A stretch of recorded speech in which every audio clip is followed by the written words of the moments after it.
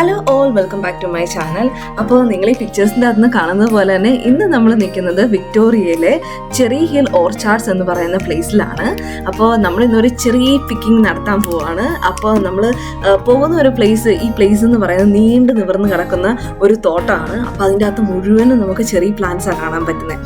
അപ്പോൾ നമുക്ക് ഇങ്ങനെ പോകുന്ന വഴിയിൽ ചെറി പ്ലാന്റ്സ് പറിക്കുകയും ചെയ്യാം, എന്നിട്ട് പറിച്ചിട്ട് നമുക്ക് ഒറ്റയടിക്ക് തിന്നുകയും ചെയ്യാം, പിന്നെ അതല്ലാതെ കവറിലിടുകയും ചെയ്യാം. അപ്പോൾ ഇതിൻ്റെ പ്രോസസ്സ് എങ്ങനെയാണെന്ന് പറയാൻ നമ്മൾ നേരത്തെ തന്നെ ടിക്കറ്റ് ബുക്ക് ചെയ്യണം.